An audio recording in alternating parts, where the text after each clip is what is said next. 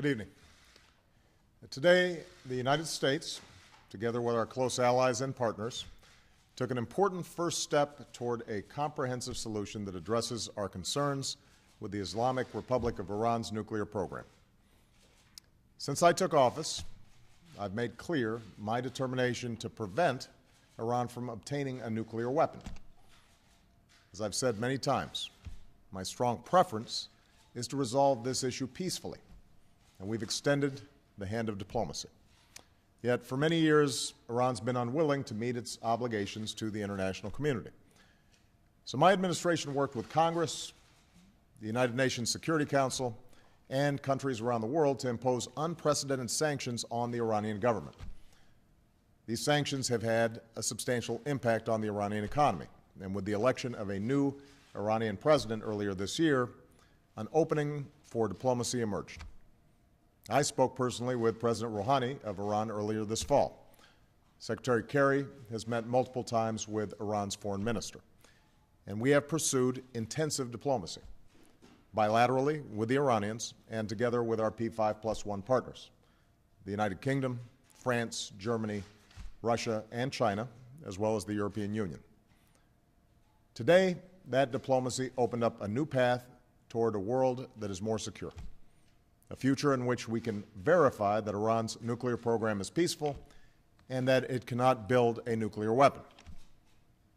While today's announcement is just a first step, it achieves a great deal. For the first time in nearly a decade, we have halted the progress of the Iranian nuclear program, and key parts of the program will be rolled back. Iran has committed to halting certain levels of enrichment and neutralizing part of its stockpiles.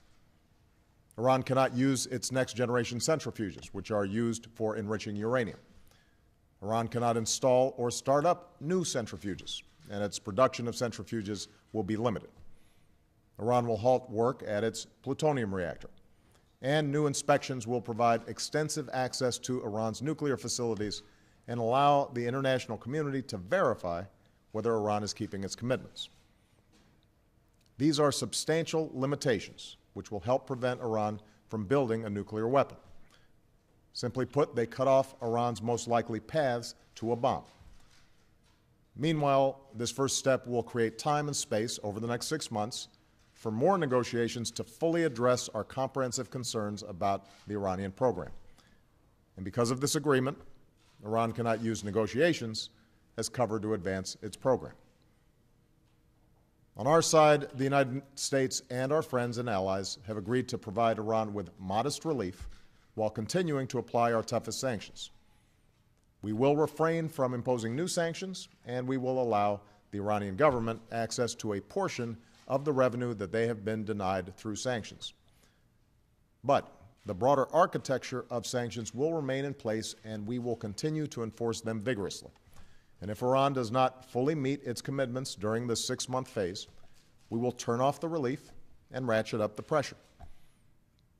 Over the next 6 months, we will work to negotiate a comprehensive solution. We approach these negotiations with a basic understanding. Iran, like any nation, should be able to access peaceful nuclear energy. But because of its record of violating its obligations, Iran must accept strict limitations on its nuclear program that make it impossible to develop a nuclear weapon. In these negotiations, nothing will be agreed to unless everything is agreed to.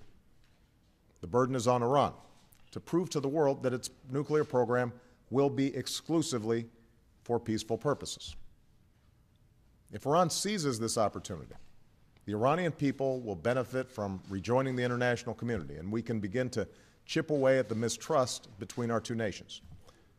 This would provide Iran with a dignified path to forge a new beginning with the wider world based on mutual respect.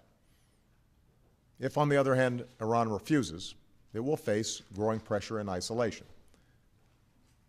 Over the last few years, Congress has been a key partner in imposing sanctions on the Iranian government, and that bipartisan effort made possible the progress that was achieved today. Going forward, we will continue to work closely with Congress. However, now is not the time to move forward on new sanctions, because doing so would derail this promising first step, alienate us from our allies, and risk unraveling the coalition that enabled our sanctions to be enforced in the first place. That international unity is on display today. The world is united in support of our determination to prevent Iran from developing a nuclear weapon. Iran must know that security and prosperity will never come through the pursuit of nuclear weapons. It must be reached through fully verifiable agreements that make Iran's pursuit of nuclear weapons impossible. As we go forward, the resolve of the United States will remain firm, as will our commitments to our friends and allies, particularly Israel and our Gulf partners, who have good reason to be skeptical about Iran's intentions. Ultimately, only diplomacy can bring about a durable solution to the challenge posed by Iran's nuclear program. As President and Commander-in-Chief, I will do what is necessary to prevent Iran from obtaining a nuclear weapon.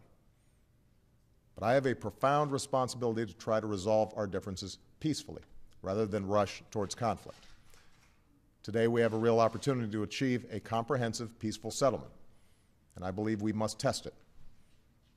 The first step that we've taken today marks the most significant and tangible progress that we've made with Iran since I took office. And now we must use the months ahead to pursue a lasting and comprehensive settlement that would resolve an issue that has threatened our security and the security of our allies for decades.